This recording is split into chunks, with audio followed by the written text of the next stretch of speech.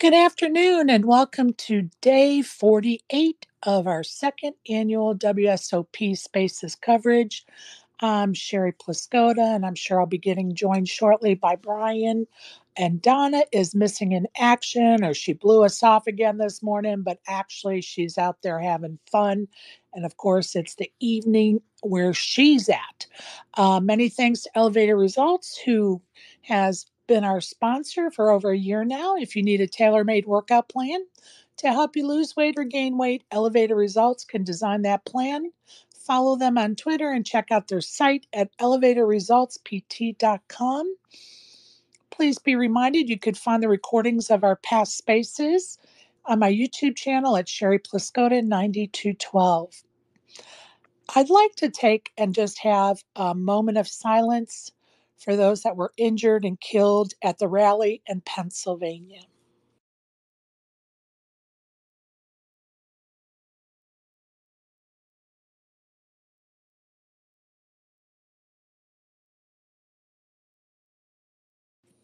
Thank you. On July 18th at 12 o'clock, that is the deadline to collect any unclaimed payouts at the WSOP. If you missed that deadline and you have a payout pending, you're going to have to email WSOPFAQ@Caesars.com to schedule an appointment from 9 to 5. And that's the only way you'll be able to get your payout after July 18th at 12 noon. I just want to say a couple of things, and hopefully Brian's is able to connect, working on that. Thursday, July 18th, which is this coming Thursday, will be our last daily WSOP coverage space. We'll go back to that Friday only at 4:30 Pacific time space, where we just do the interviews on a weekly basis. So that will start next week. A reminder, the third annual Spaces WSOP coverage will take place in the summer of 2025, right here in the Spaces with Brian and I, same time, same place. So don't forget about that. Hey, Brian, how are you? I'm good. How are you doing, Sherry? I'm doing great, thank you. What do we do today? We flying to Vegas tonight, or what are we doing? Today we're going to church. Awesome. I'm going to have to leave this early. But yeah, we're going to Vegas. Going to play the 777 and who knows what else. Something after that, probably. I haven't even looked. Love it. Look forward to railing you, bud. Oh, thank you. Appreciate that. Absolutely. Should we talk about Kristen Mother Freaking Foxen? We should. I think we should too. Or should we call her Mrs. Badass? Luckbox Foxen. No, I'm just kidding. I'll tell you, it never hurts to be lucky in poker sometimes, right? What do they say when preparation meets opportunity, or I don't know, something. Anyway, whatever. But she had a river saving ace, yeah, and then went on a sick run. And I'll tell you guys, like, sometimes the cards never come, and that's a fact. But like time and time again this summer, there were decisions where I decided to pass on different opportunities only to find better ones, and that's, I think, very key. Is and she certainly has taken advantage of that, hasn't she? And and I don't mean like folding to somebody's bluff. That can be like an opportunity that you take that's the right way too. But like, just things come along. Like, she wins that hand, gets the ace on the river, and then I don't know. I kept falling asleep and waking up to her having like ace king or kings or queens or whatever. It's like just went her way, and that's obviously what you dream of when you're dreaming of finding your way in that spot, is just to get a sick run of cards. And and Absolutely. make it happen. You So get the luck on your side, you're unstoppable. the game is really easy, Sherry, when that happens, Absolutely. Now we're going to go into day 7, which is today. No, day 8, I'm sorry, I day think. 8. Yep, day 8 today. Day 9 is a day off tomorrow. So just for everybody's record, they will have a day off tomorrow, Monday. So today is day 8. At the end of day 7, there were 18 remaining. They are guaranteed 350,000 at this point in time. Of course, 10 million for first place, 6 million for second. When they lose one more player, they're going to level up $100,000 and $400 to $450 for the top 17 in that tournament. I am That's going to amazing. list. It's a great payday, right? I'm going to read out all the names because I just think they're worthy of acknowledgement. There are 18 left into day 8. Mela Latinos has 61 million and is our chip leader. Diago Cole has 51 million. Jason Sakel has 51 million. The two of them have a 100K difference in chip stack sizes. Nicholas Amstead has 50 million.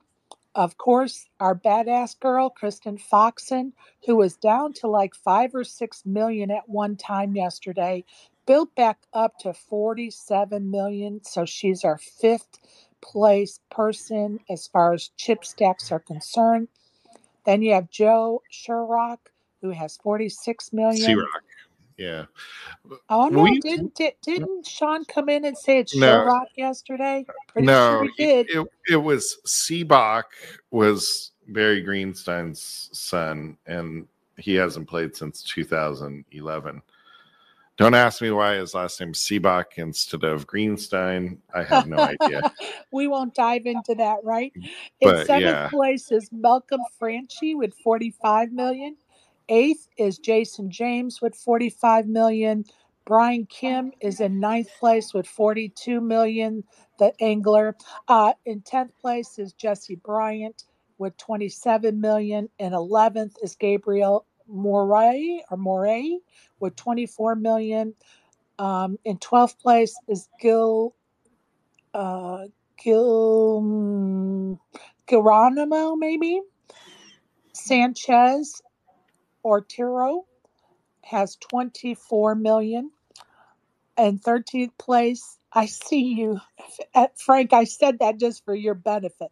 In 13th place is Igor Moroz. Is it Moro? Is it Moroz? Moroz. Moroz? Maroc No, Z. M Z. O. Oh, Miraz. Okay. Yeah, has 24 million.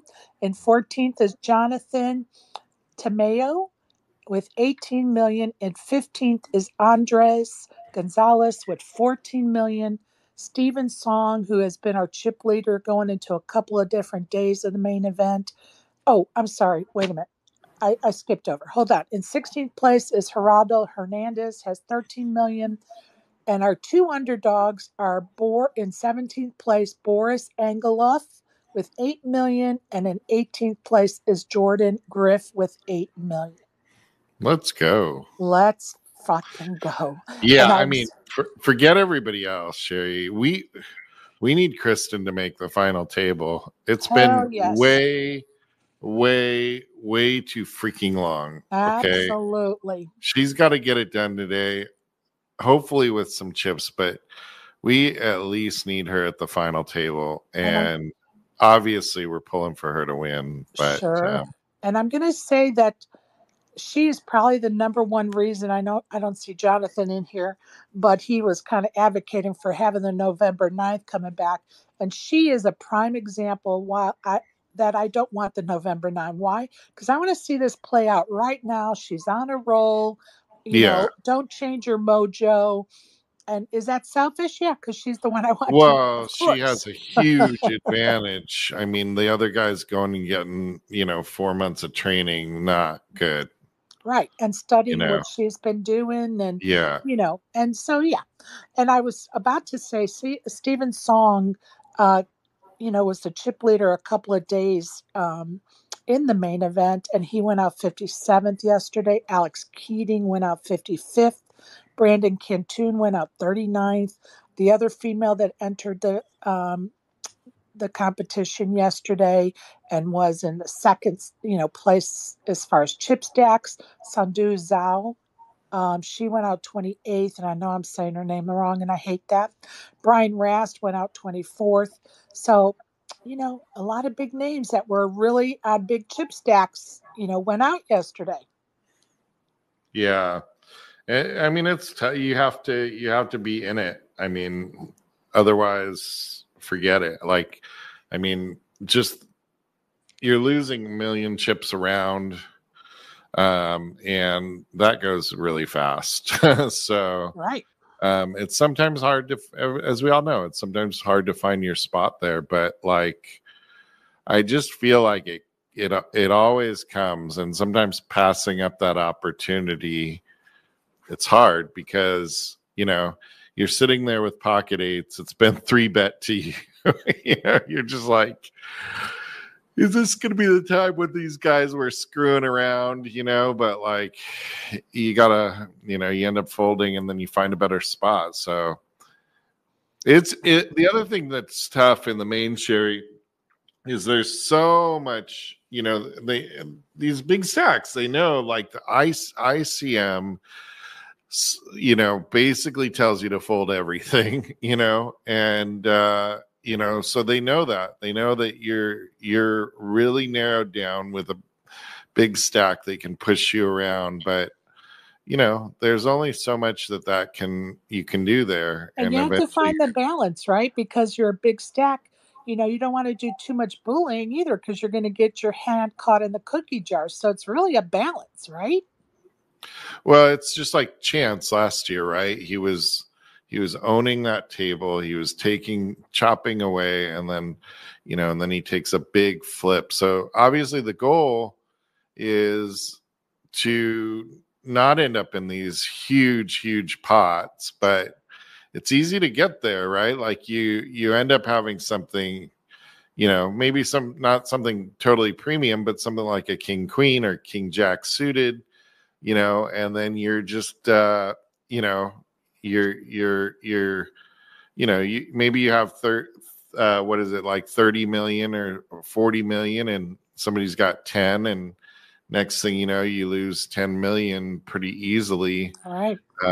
And then you end up in a spot where you have ace king, or aces or kings or something, and take a little bit of a bad beat. And next thing you know, you're back down amongst the scrum bums. So it's 100%, 100%. And I want to go over the schedule with the main event the next couple of days. So today's day 8. They're going to go down to the final 9 today. Then tomorrow they're going to have a day off. And then Tuesday will be day 10. And that is going to play down to 4. And then day 11 will be Wednesday at 1:30. And that will go down to the winner. That's great. So there you go, people. Now you know what's going to be happening with the main event. I want to talk about some information that PokerGo and Jennifer Newell, who has been putting out some numbers for us to look at as far as ladies in the main event. And unfortunately, and we're just talking about the main event, not the numbers for the WSOP the entire summer, just for the main event, the numbers went down a lot this year. It's kind of disappointing to read. Wait, say that again. The numbers have gone down this year for the main event for women in the main event. So in 2024, there were 358 women in the field of the main event, and that's only 3.5%, which is the lowest we've had in years. In 2023, there were 395 for 3.9% of the field. In 2022, there were 375 for 4.3% of the field. In 2021, there were 283 for 4.3% of the field. In 2019, there were 350 for 4.1%. In 2018, there were 301 for 3.8%. And in 2017, there were 272 for 3.8%. So a little disappointing that the numbers went down this year. I'll be anxious to see what the numbers are going to be for the entire summer because I suspect those numbers are going to be up, but that's just a guess. You got any comments? Yeah, if Kristen Foxen wins the main event, we'll probably have 80% women in the field next year, and the problem will be solved. I think We'll I have the don't disagree. Foxen boom. I I don't don't know. disagree. My the ladies in my house were just like, how's she doing? How's she, they don't generally care about how the poker game's going, but they're definitely rooting for Kristen. Love it. And it will. This, her making it into the top 20 is going to give us a boost. And, she gets to the top 10, it'll give us a boost. Of course, she wins it. It's going to be a huge boost. So, fingers crossed. And there's some very talented poker players left in that field. So it's anybody's game right now. Boost or no boost, Sherry, I'm not letting my wife play poker. No. Do you know how that sounds, anymore. Brian? You know how that sounds? You're not letting your wife play poker? Yeah. Come on, Brian. It can sound however you want, but she is not Brian. very good at poker. Well, how about you say, I want to teach my wife to be better at poker so she can get in tournaments. Yeah. You That just sounds want a her little in the better. prize school. No, I just don't want you to talk like like a crazy man that she can't do something because you're not letting her. Do you not see how that sounds? Yeah, well, she doesn't want to either, so we're good with that. That's Sherry. different, but don't say I'm not letting her. It sounds terrible. It makes you sound terrible. I'm just putting that out there for you, bud. Just putting it out there for you. All right. We didn't have time yesterday because the magnificent Robert Turner stopped by and we had such a great discussion going. We did not cover what was going on around town and what happened at the WSOP the day before. So let's review the results for Friday and yesterday so we can catch up. So event number 86 was the 1K Mystery Bounty, 2.4 million in the prize pool. 4,280 entries, and our winner taking home 282,000 from Germany was Sasha Wilhelm. James Kavanaugh took second for 188,000, and Bryce Yockey, who we've been kind of following this summer, took seventh for 44K. Any comments on that one? I don't have it up. Sorry, Sherry. No worries. I just want to give you an opportunity if you have some comments. I'm back in. Okay. Event number 88 is the 10K 8-game mix. There was 1.7 in the prize pool, 189 entered that tournament. Going into yesterday, there were 2 players left, and the chip leader was Calvin Anderson, who came out the winner for 413K, and Daya Ishibashi, maybe. I hate it's Ishibashi, came in second for 271K. Event number 89 was the 3K mid stakes. There was 3 million in the prize pool, 1,161 entries. Dusty Smith was chip leader going into yesterday, and with 147 left going into today, Takeo Shimizu is our chip leader with 3 million, and Lucas Reeves is in second place with 2.3 million. So good luck to them. Some notables still in that one to win it: Chap Lipton, Cord Garcia, Scott Bloomstein, Alec Torelli. Event number 90 is. Go ahead. Did you have something? Yeah, Cord he win the Colossus a couple years ago, I think. Oh, I don't remember. Anyway, I know he has at least one bracelet. I do not remember. Event number 90 was the $1,500 pot limit Omaha, 1.7 mil in the prize pool, 1,304 entries, 6 left going into yesterday, with Long Tran sitting on the biggest heap of chips. Um, However, Joseph Sanders is our winner with 269K. Anatoly Zlotnikov took home second with 179K, and Long Train came in fourth for 88K. Event number 91, the 3K horse, 953K in the prize pool, 357 entries. There were 19 left going into yesterday with Wuram Chow, the chip leader, 2 remaining going into today. John Rasier is our chip leader with 10 million in chips. Gary Bolden has 4.2 million in chips. The winner will take home 260,000. Second place will take home 135K. Both of these players are from the U.S. Some notables going out of that tournament: in sixth place, ODB Baker. In seventh place, Jeremy Raker of the Osmus. year. Jeremy Osmus. I have a feeling he's going to sneak in for Player of the Year champion. It's just going to be a shit show if he does. Yeah, perfect. Brian can't wait. Yeah, they can have their Player of the Year, Raker of the Year title. They should just hold a $100 million entry fee home game for it every year. Oh God, you're with the killing 10 me. people that can afford to do that. You're so funny. And who was I tagged you in a tweet. What was that tweet about this very topic? It was about him maybe being the leader for Player of the Year. Yeah, something It's like ridiculous. that. It's all ridiculous. Yeah, they're definitely going to have to revamp it for next year for sure.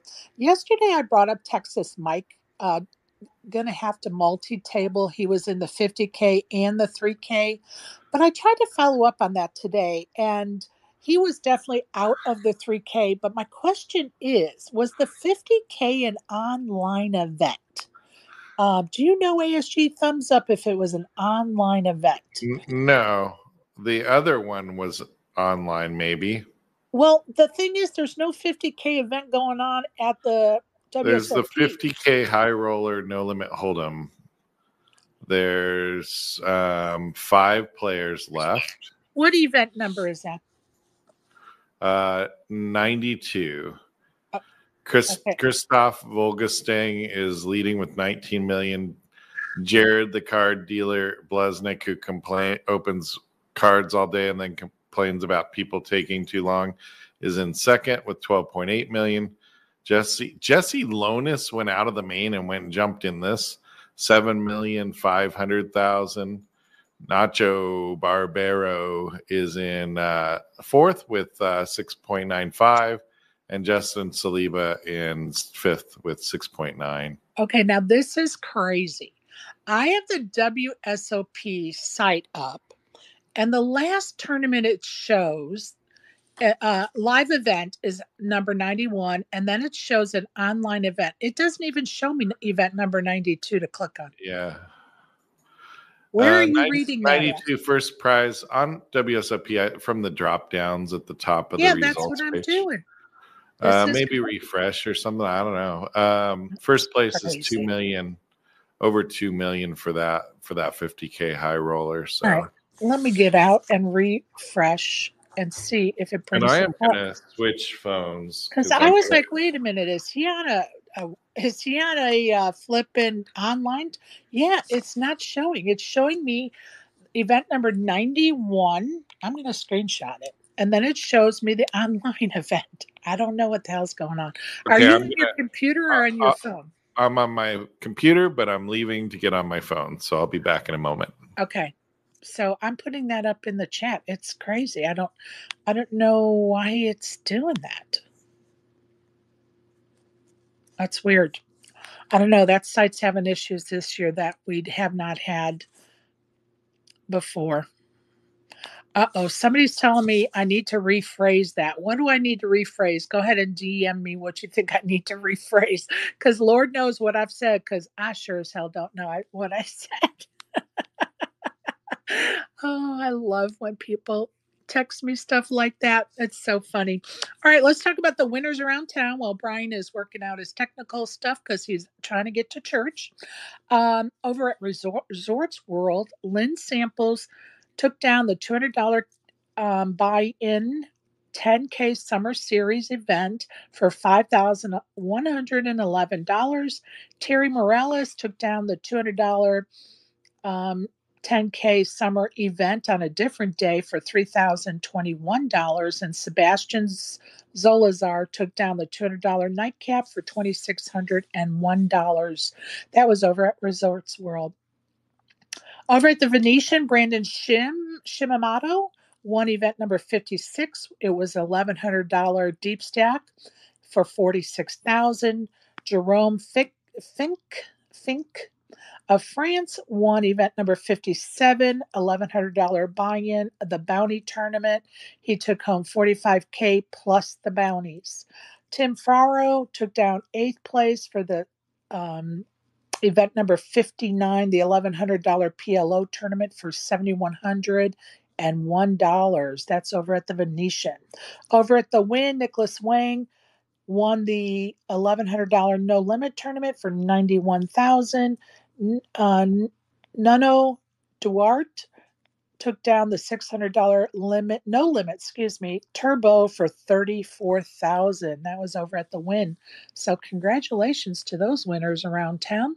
Be reminded that Aria's Summer Series ended yesterday with their last tournament, which was the Mystery Bounty Tournament, and the Nugget ended their mixed game series yesterday as well. So we will go over what's going on. I'll tell you what, Brian is trying to get back with us. And while he does, I will present you with the WSOP bracelet events of today. 10 a.m. is the $777 Lucky Sevens Flight B. 11 a.m. is the 3K No Limit Mid Stakes Day 3. 12 p.m. is the $1,979 Hall of Fame Bounty Day 1. 1 p.m. is a $3,000 Horse Day 4. 1 p.m. is a $50K No Limit Hold'em High Roller Day 3, which I can't find on the WSOP site. 1 p.m. is the 10K No Limit 6-handed Day 2. 2 p.m. is the 10K No Limit Main Event Day 8. 2 p.m. is a $3,200 online high roller live final table. 2 p.m. is a $25,000 horse high roller. At 3:30 p.m. is the $400 online no limit mystery bounty. At 6:30 is the $5,300 online high roller final table. At 6:30 is the 10K online championship live final table. The non-bracelet events for today are as follows. 1 p.m. is the $250 deep stack. 3 p.m. is a $240 landmark for the 2K and chips. 4 p.m. is the $400 deep stack turbo. 7 p.m. is the $580 landmark for 5K and chips. 8 p.m. is a $200 deep stack turbo. And 10 p.m. is the $135 landmark for 1,000 in chips. So that's what's going on at the WSOP today. I'm going to try to get Brian up here. I could not see him until I, switched over from the screenshot I was reading from. But anyway, over at the Orleans today today is the 14th. Yeah. At the Orleans is the Sunday special at 11 o'clock, 50K guarantee, $200 buy-in. At 1,800 hours is a super stack, 20K guarantee, $200 buy-in. Those are their last tournaments of their series. So the Orleans series ends today with those two tournaments. Brian, did you want to talk about the win of Venetian? I'm in the car, Sherry. Okay, I will get to it. Let's talk about the Sahara. Let me pull it up real quick. The Sahara has a $75 no limit Texas bounty tournament. 12:30 p.m. It's $75 buy-in. At 4:30 is a $75 Omaha tournament, and at 8:05 is a $60 Crazy Pineapple tournament, which we all can attest to. That was at the meetup game. Is a lot of fun. Also at South Point, today is the last day of their summer series or schedule, tournament schedule. I'm sure they're going to release their back to normal schedule tomorrow or maybe later today. So at 10:05 a.m. at South Point is a no limit tournament, 10K guarantee, $100 buy-in. 2:05 is a $100 buy-in, no limit turbo, 3K guarantee. At 6:05 is a $150, $50 bounties, 10K guarantee.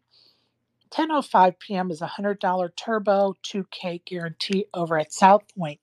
Now, at the Win today is a 12 p.m. no limit tournament, and it is, hold on, I've got to get her, give me 1 second. That is an $1,100 buy-in and a $250,000 guarantee. The rake is only 10.9%, which is excellent. At 1 o'clock at the Win is a no limit six max, and that is a 10K, $10,500 buy in, a starting stack of 100,000 in chips.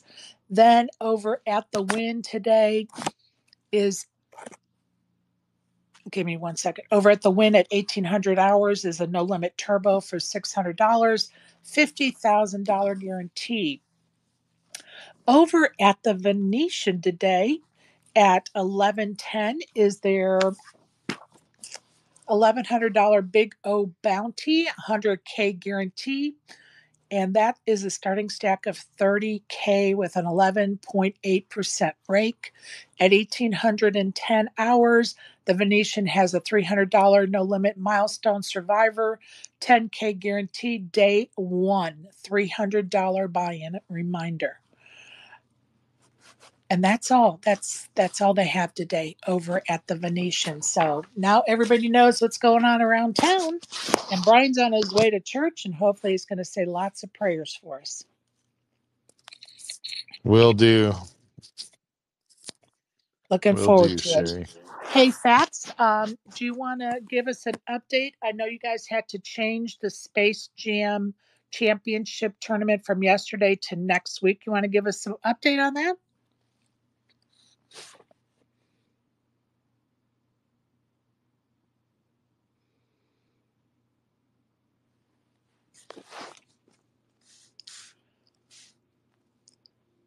Okay, Fats, I removed you because I can't hear you, so just come on back up, bud. Or Hex, if you want to come up and give us a little update, that'll be great. Seems to be some issues with Twitter today. Well, I do know their game is going to be next Saturday, and good luck to all of them. The final 12 will play it down to the winner of the Venom tickets, so that's exciting. I can hear you. Go ahead, bud. So what we're going to do with our final tournament, the 12, we were going to start with different chip stacks based on bonuses based on for our, finishing. Based on our point. But the software doesn't allow you to set it up with different chip stacks. So what we're going to do is, the plan is we're going to try and start a tournament, a 2-day tournament. And the first day is only going to run for 10 minutes. And in that 10-minute period, we're going to try and dump chips around to get everybody to the starting stack we want them to have. And then everybody's going to sit out. And then the tournament will kick in and move everybody to day 2. That's what we're hoping to. And then that'll be when we'll play from there on. I can't wait to hear how that works. Jesus Christ. I'm just sitting here giggling, going, holy shit, this is something I have to watch. You guys are brave to take that on. It's just maths. What's Well, wrong with but it? see, if we can't get it done on the 10 to 20-minute tournament that we set up, that'll roll us all over to the actual tournament, we can just scrap the whole tournament altogether and just come up with another system. So we're gonna make that effort to see if we can get it to what we had said we were going to do, and if not, then we'll go to a plan B. Hex, did you want to add something? Yeah, nothing's set in stone yet. Tuesday space, everyone for the 12 players and a couple more advisors will talk about it and agree upon it. Got it. But that's the favourite theory so far. That's the favourite option. But there might be a better option out there. So. Now, is there a way to play without like annies or no? Like for that 10-minute chip dump tournament? I'm not sure. And I only say that because, you know, those annies moving around the table just complicates you guys being able to chip dump. Yeah, I mean, it's just everyone's going to get the same amount of big blinds and antes. The solution to that is that each stack of this, like the smaller stacks that have to start, we'll leave them like an extra 1,000, so those extra annies won't hurt them. Yeah. Yep. Well, don't forget, every time it goes round and everyone's folding, everyone picks up the same amount of antes, right? So it evens out. It's the same as the big blinds. Sherry, we're going to have to do an investigation about this chip dumping tournament. Sounds kind of sketchy to me. It sounds like a conspiracy, doesn't it? I don't think you're up to it, Brian, to investigate. Yeah. It might be a bit beyond your payroll. That's probably true. Well, good for you guys for trying to figure it out. I know that it's just a pain in the neck because you made promises and you want to honor those promises, and you know, good on you. Good on you guys. I like it. I think it's in our hands to fix, so we're not relying on anyone else to fuck it up. Right. And we can just keep on restart. We can just keep on redoing it. I mean, we got till August the 4th to get it sorted. In theory. Right. And you know, heaven help you if somebody dumps off too many chips by accident. Well, no, that's what I mean. It's just maths. So we organised it. So this is what the Tuesday space is for. Awesome. And we're going to have a space running alongside it. So we're going to be in constant communications. So it'll be like, okay, Fats, your turn to receive or to dump. Right. And everyone's on speaker, right? So we're talking to each other while we're doing it. Right on. Good job, you guys. Well, don't say that yet. Well, it's your effort I commend. Well, also, at this point, right? By the way, the space that we're going to be having to do that, where we do the chip dump thing, we will be selling tickets to that space. Good luck. For anybody who wants to come and watch the show. Of course, that's untrue. But it would be hilarious to watch us fuck it all up. I mean, come on. This is a comedy in the making. Yeah, it's going to be. There's no shot this goes perfect. Exactly. And somebody's going to be pissed. Somebody. Well, listen, everyone's always pissed. Someone's always pissed in spaces. That's guaranteed. And usually it's for no reason. Well, the thing is, nothing will happen unless all 12 are happy with the system. Of course. I can guarantee that. So there'll be no, this is what we're doing. It'll be a conversation, and then if not everyone's happy, then the majority or whatever, we'll hash it out amongst the players. So whatever we end up with will be agreeable to the 12 players. I hope best we can do. Of course, that's the goal, and fingers crossed that it goes relatively smoothly, so you guys can just enjoy the fucking game, the championship. It'll be fine. So who am I who do I need a bounty on? I need to have something to fucking rail this weekend. Yeah, there's no reason why you can't plonk bounties on. That's cool. Always fun. Always fun. I mean, the really fun thing about about this is that whatever happens, if Fats wins, he's at Bet Bash and he can't play anyway. So if he wins the ticket, poor old Fats is double dipped on his fucking social events. Uh-oh. I mean, it's just a coincidence, obviously, but it's I was not gonna want to play. I was gonna have somebody play it, probably. So, and I've got the perfect person to play it, but I'm not gonna. I mentioned it to Hex, but I'm not gonna announce it unless I win. So, good for you. Yeah, he's chosen Daniel Negreanu. No, I'm going to blow his cover. He's chosen Mike Santoria to be his proxy. Everyone knows it. Santoria. Not a snowball's chance in hell. No, come on. Your DM, the way things are going right now, it would have been Santoria, but it's going to be Omar now. Oh, you are a glutton for punishment, Fats. You really are. You're so funny. That's funny. Driving me nuts.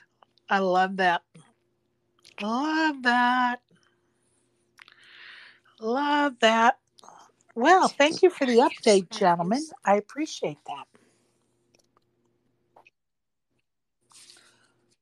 Brian, how much time do you have to get to church, bud?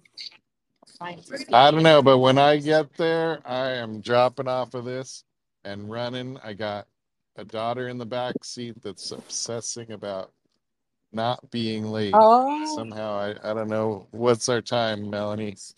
Yeah, we're going to be there 3 minutes before. And how far out are you? About 10 minutes. Technically, if you're late to church, you shouldn't go in and wait for the next mass. Like, is anybody surprised Brian's running late? Yeah. All I got to say is Christmas Hotel, Brian. Christmas Hotel. Brian, you realize this is church. This isn't like a tournament where you can late register. Yeah. No late registration for church. Well, God bless. That's Get what there they're safely. That's funny. I appreciate that, my friend. I'll tell you guys a funny story. That used to drive my father crazy when they would go to church and the people would just be walking in late. And he always wanted to just stand there by the door and hand people notes telling them they were late. Oh, God. Drove him crazy. People would, like, if we were on our way to church and we got there and we were like 30 seconds late, we'd go back in the car and we wouldn't go until the next mass. Oh, wow. He was like, that's it. You don't go late to church. Well, so sometimes things happen. Hey, it's better you're there late than not at all. Some things happen. Life gets in the way. But it's my father's issue was it was the same people strolling in late every week. Well, some people are just habitually late. That's just the way it is. And then I think it would aggravate him even more. And then I think it would bother him even more. They would come in late to church, and then they'd go up, and get communion. Like, they're already, as far as he was concerned, they sinned from being late. They're out. Yeah, they're out. Yeah, there's no 10th commandment that says thou shalt not be late for church. Sorry, Pops. I don't know. That's was an interesting, always an adventure. Well, and let me just remind everybody, our last WSOP morning coverage show is going to be July 18th. That's Thursday. We're going to do trivia that day too. So prepare yourselves for some trivia. And was Fats giving out $1,000 to the winner? I think he was. That's what I heard. Is that what I heard? I think I got some Monopoly money laying around. Sweet. Well, Monopoly money is better than nothing, but Fats, you're going to be jealous about what I'm about to tell you, my friend. Todd Rizzo and another friend of mine are about to get some peaches on Wednesday from Georgia. Yeah, it's you and your. That's awesome. All I gotta know, Sherry, is if this this whole peaches scam of yours keeps going on, I'm going to have Omar investigate. Hey, Fats, that's definitely not a way to get peaches in the future. I asked for peaches a year ago when you were coming to Michigan. In the winter. I don't care. I'm sure. January. Like you don't. I'm sure you have a way of eating peaches year round over there. No, sir. No, sir. I only eat peaches. Pop those things in the freezer. Nope. I don't like the. Only time I use peaches out of my freezer is to make smoothies, but I won't eat them any other way because I have a thing with textures, and the texture a peach comes out of the freezer is not my friend. So others do it and eat them in their cereal or whatever, bake with them, whatever. They love it. God bless. I can't do it. Can't do it. Or peach ice cream I'll do, but that's it.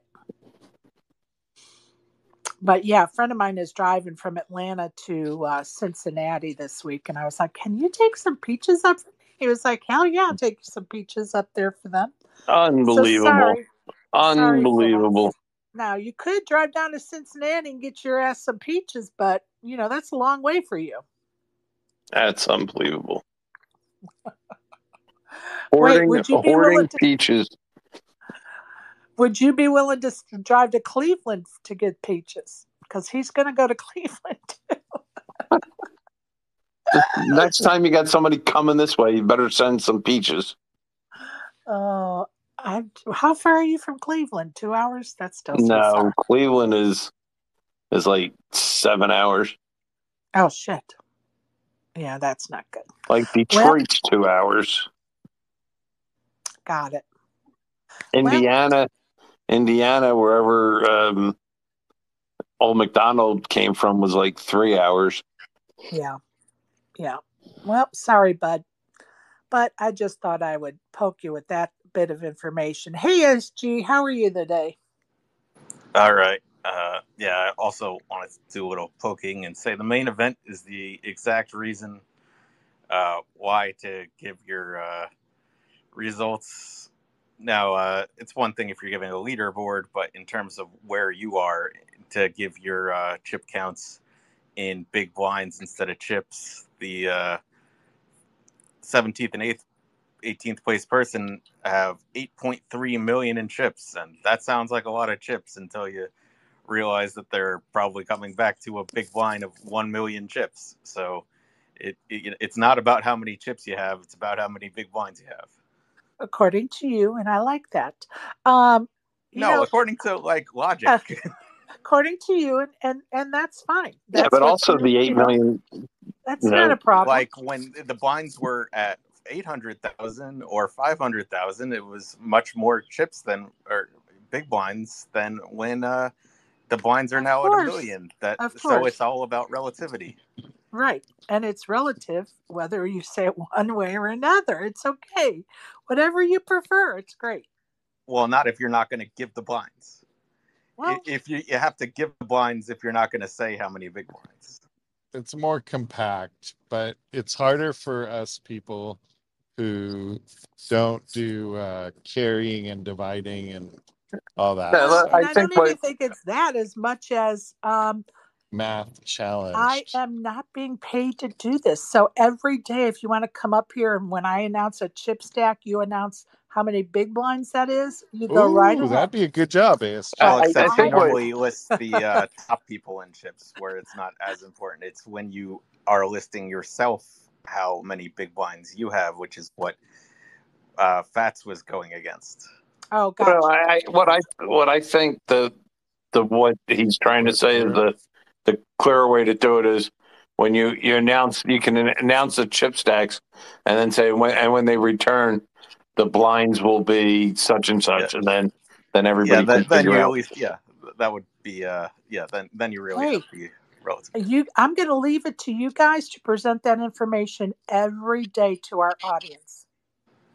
That'd be kind of cool. That'll be great. Almost done. We would love that addition.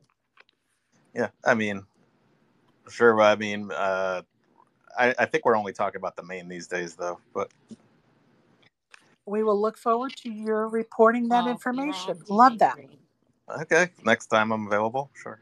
I think by the time next Saturday rolls around, we're done though.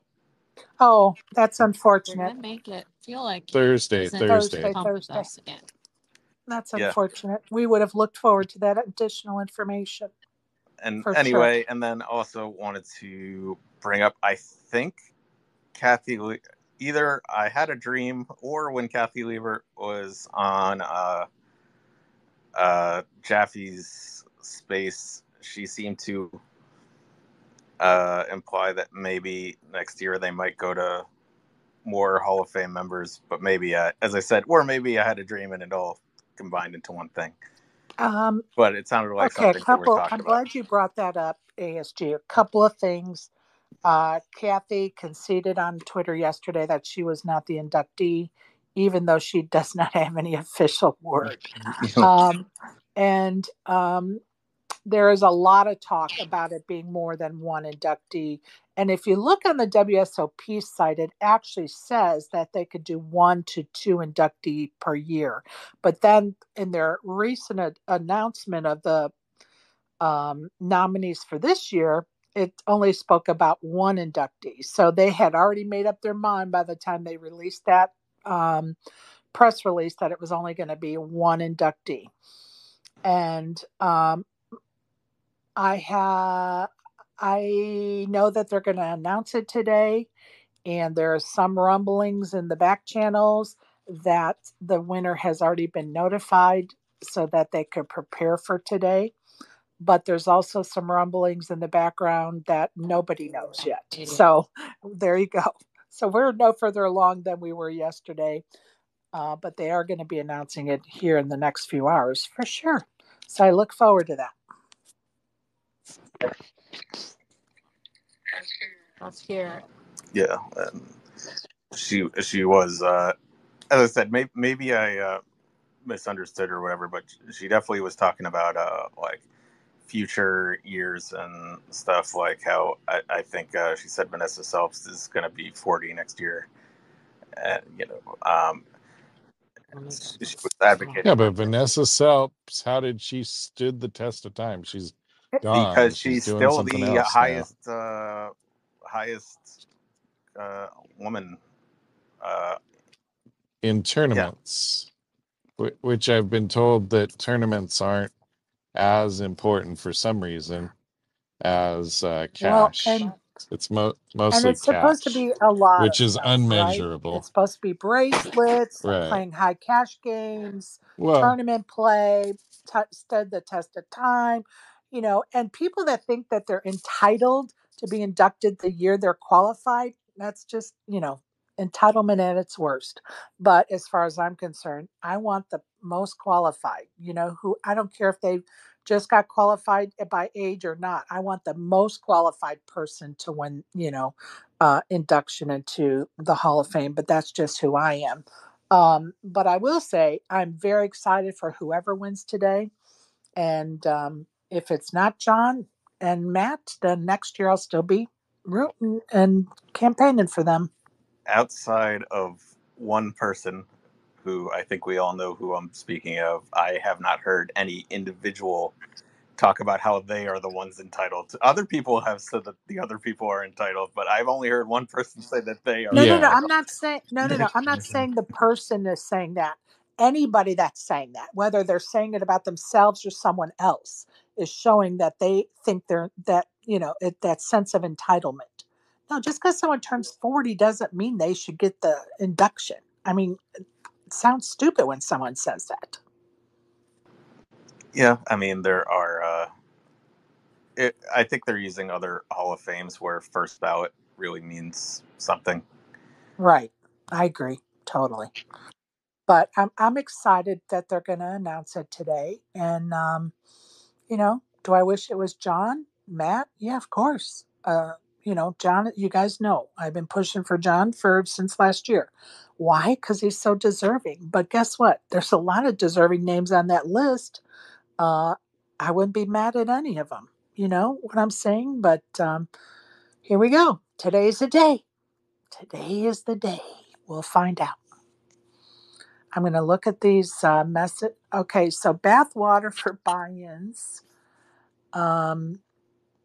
says making this so ridiculously complicated. Haven't seen this much confusion and lack of intelligence since the time we mixed Donna's bathwater with bottled drinking water. Oh my God! Really, right now? Yeah, and then speaking of future Hall of Famers, I heard it quickly mentioned, but yeah, Jeremy Osmus made another final table, which now has at least currently surpassed him. He currently has him over Scott Seaver for. Did they update that? Because when I looked about an hour ago, it wasn't updated yet. Well, he has to actually finish somewhere, but the like wherever he finished, he'll get that number that'll put him over. Oh, gotcha. So they're not going to add it until they know what exact number to add. Yeah. Okay. I just looked at this morning and I was like, wait, Osmus is in third, or Chance moved up to third, right? He's in third now. I don't think he was in third before, but I didn't have time to look that up. But anyway, Jeremy was still in second. So I got a DM from somebody. I'm just going to read it out because they sent it to me. It says, tell Mr. Big Blinds to at least get it right. They come back to 800,000 big blinds. They didn't complete that level. Okay, so it's 800,000. So they have 10 big. Yeah, so I didn't know they didn't complete the level. So you're saying instead of coming back to 1 million, they're coming back to 800,000. Got it. Yes, I guess that's the message. I'm going to tell you something. I fell asleep last night, and I've just been zooming through it this morning, watching what Kristen's been doing. So I haven't gotten all the way through it yet, so I have no idea where they left off or nothing. But my point is, I'm looking up enough shit. I'm not going to add that to my list. So there you go, people. Anyone else wants to volunteer to do that every day consistently? I'm all for it. Come on, bring it.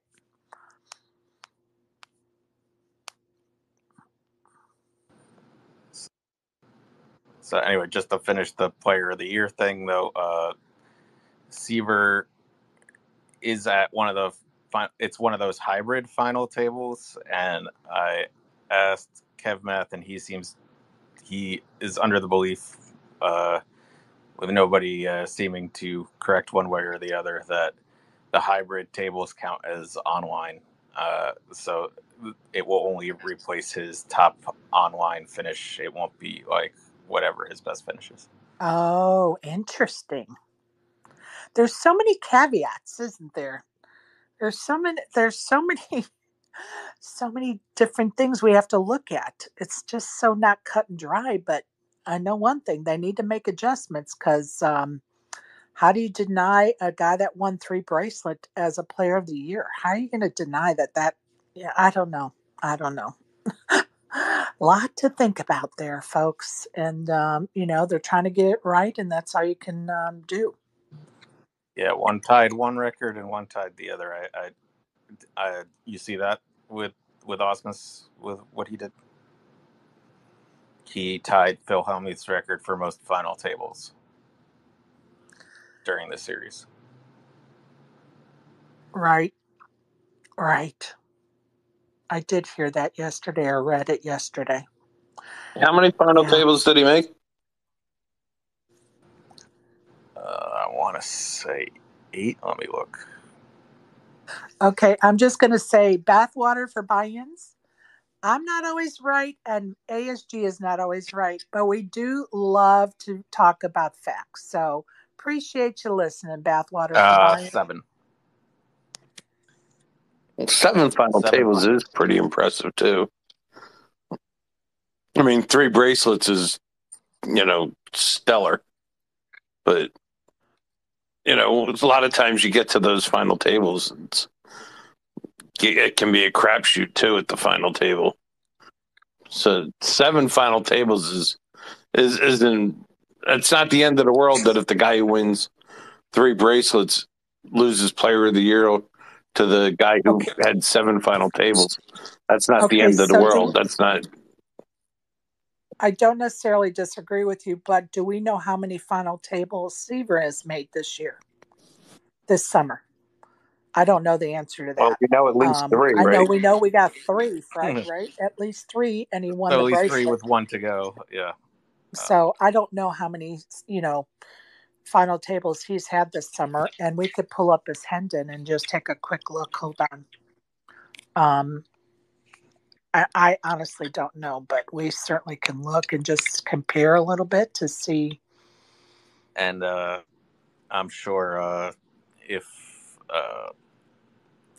he was here, we'd be hearing stuff about how many of Auspice's final tables had, I think, less than 200, or at least a number of them did.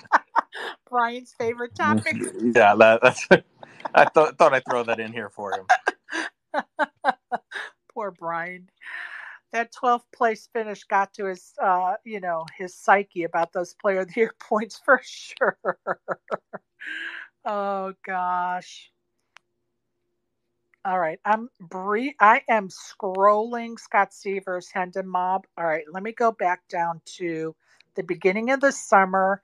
He got keep track for me, ASG, 5th place in a horse tournament, 8th place in a horse tournament, 1st place Omaha High Low, 1st place Raz, 1st place Low Ball, and that's it so far. And he's on a did you say final table today, or the hybrid? Is he at the final table yet? That is a final table. I think that comes back on Tuesday. Okay, so did that make 6 for him? I believe so. That would make 6. Yeah. Yeah. 6 with 3 bracelets against 7 and no bracelets. I don't know. I'm just bringing it up. And that's if you count the online one as a fun. Right. The hybrid thing. Right. I mean, you have to, because they're counting it. Yeah. So it's going to be interesting. No matter what happens, there's going to be arguments on both sides of that, right? Valid arguments, and they're just going to have to try to figure out a way to fix it for next year. Yeah, it looks like Seaver's going to be hurt with some of his top results being online and only one of them counting. And then Auspice is going to be hurt a little with the, what's it called? Max 10. Right, and lack of bracelets. Yeah. Oh, yeah, I was just referring to rules that changed this year. Oh, yeah. Yep.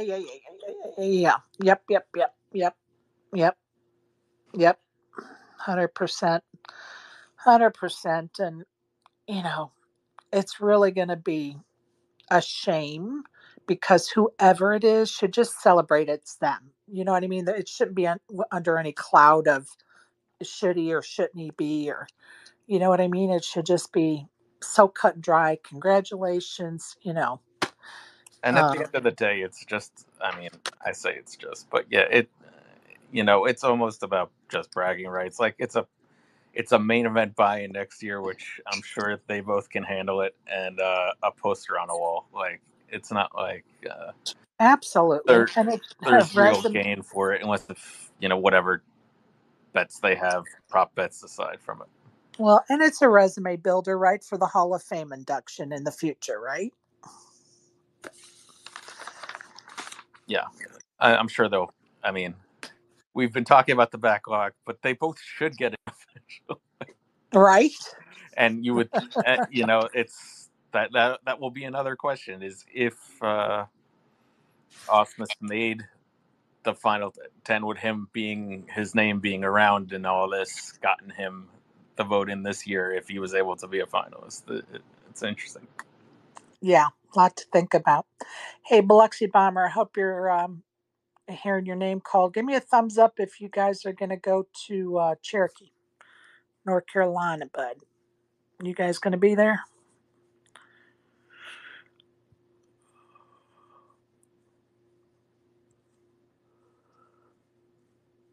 Oh, excuse me, y'all. Sorry. I've been up since wee hours trying to get stuff done today. So, oh, good. I get to see you and your beautiful bride. I like it. Um, I hadn't planned to go, but then I got some messages and now I'm going. So here we are. I see Karen. Is she still down there, Karen? Yes, I'm going the second week. Oh, never a dull moment. Never a dull moment. All right, we're going to go around the horn. If anybody in the goo wants to come up and bring up any topic or comments or whatever, now's the time. Request that microphone in the bottom left. We did not talk about one thing I'm going to bring up. Brian Kim has his stack of chips in front of the card reader on the table, and you can't see his cards.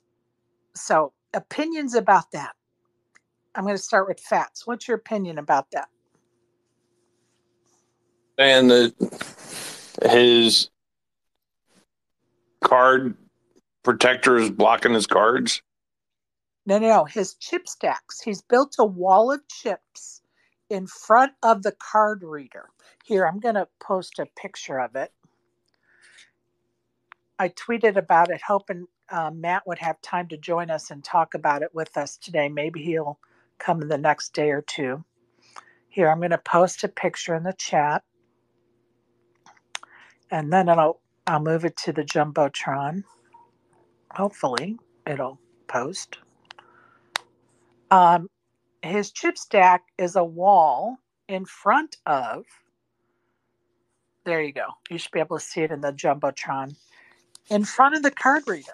Like everybody else, normally the chip stacks are like to the left or to the right of the player's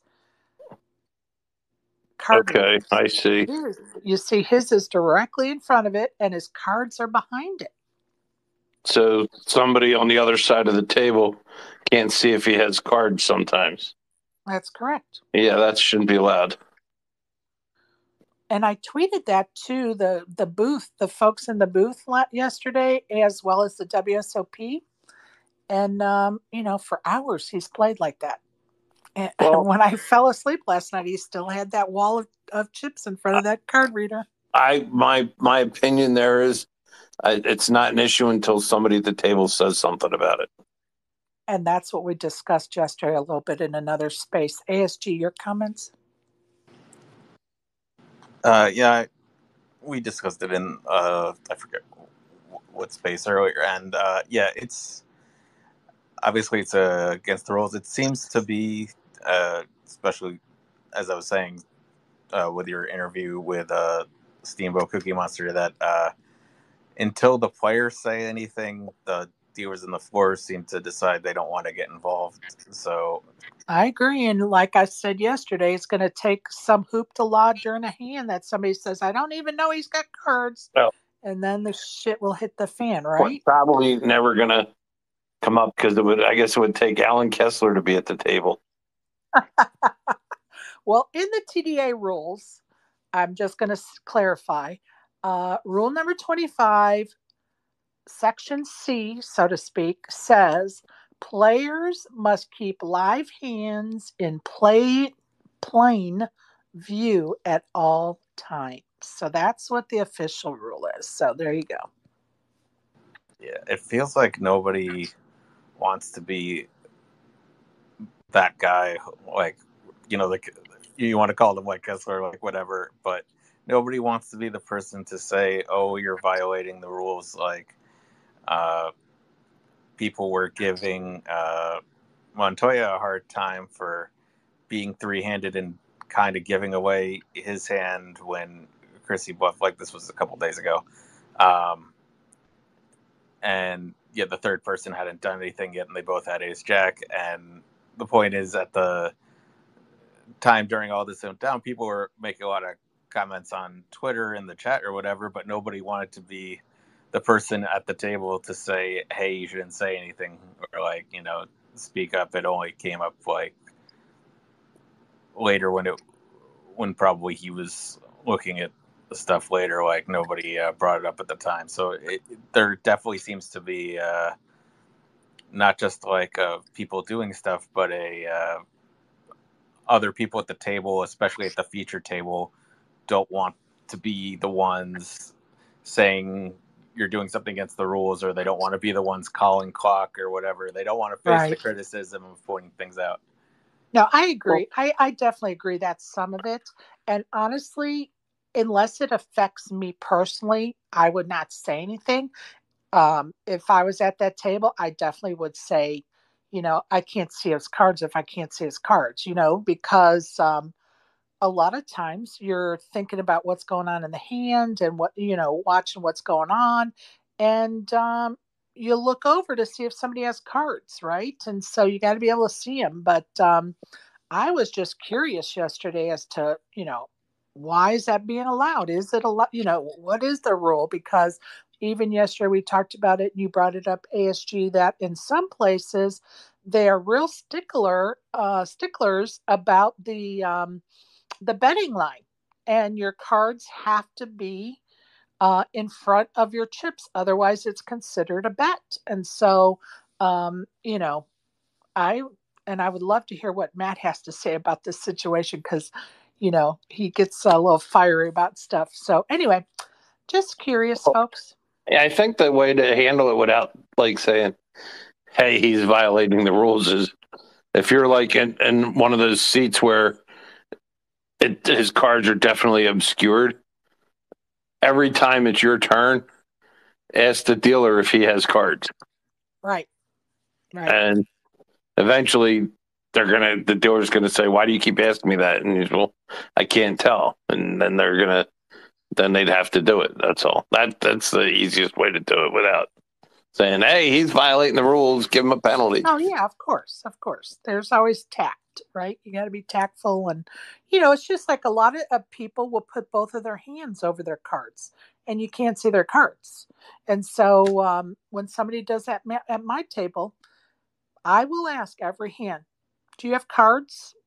If I'm in the hand with them, do you have cards? And eventually, you're right. The dealer will say, hey, we got to be able to see part of your cards. We don't have to see all of it, but we have to be able to see part of your cards, So like, anyway. In that case, Jerry, when you look over, you may not be able to see the cards, but you can definitely see he has a hand. Right. Correct. Right. But this is the main event. Like, where's the floor in Jack? Like, why is this going to a player saying anything? Like, you would think that in the biggest tournament, especially of your whatever, that at the feature table, you would be making sure that, rules are followed, whether it's cards or talking or whatever, that the floors and even Jack would be like, making sure that everything was exactly how it should be. Well, let me ask you this, because I kind of remember this happening before, but I could be making it up. Do you think they would come to the table if somebody had their stacks in 15s and say, hey, I need you to restack your chips in 20s? No, as long as you have them visible, I think it would be out of line to tell them what number their stacks must be. Okay. They just, what do you think, Fats? I think they have to be, as long as they're stacked like uniformly. You can stack them in 19s, 15s, 14s, but you can't stack one in like 10 and then one at 15 and then mix other chips in between and stuff like that. So then I would say that they would apply the same rule of law about this card wall in front of the cards, in front of the card reader.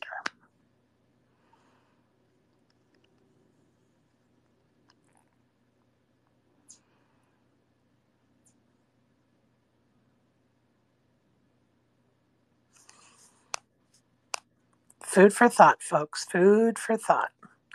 Is Merv still in Vegas? Merv, thumbs up. Are you still in Vegas, dude? I think he is until end of this week, but I don't remember. Did I drop? Can you hear me? I can. I can hear you. Well, the other thing I was going to say was, with the line where you have to keep you're supposed to keep your cards in front of your chips. Just the easy way to do that is as soon as he pulls his cards behind all of his chips, say, wait, did he just go all in? Right. I mean, that's interesting to think about, isn't it? Interesting to think about. I was about to say all the things Fats is saying is, if you don't mind the general public thinking of you as a dick. I was trying to be kind to just blow over it, but thanks for calling that out, ESG. Thank you for that eloquent take on my opinion, ASD. Oh God! Oh, I was just trying to gloss over it. Oh my God! I love Spaces so much. I appreciate everybody listening and joining us today. And I think I'm going to go ahead and end it. So those of you that are on the felt today, good luck, especially to the badass Kristen Foxen. Good luck to her.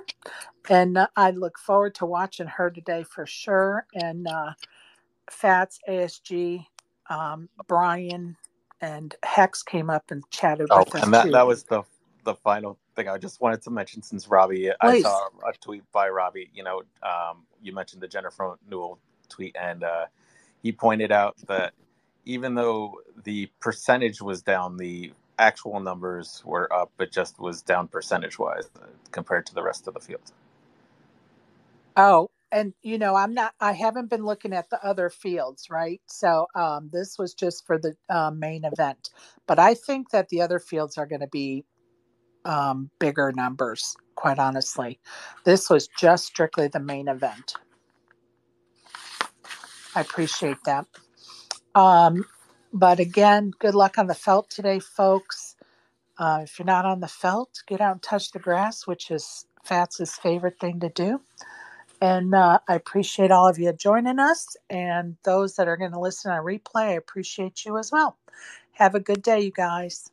Bye. See ya.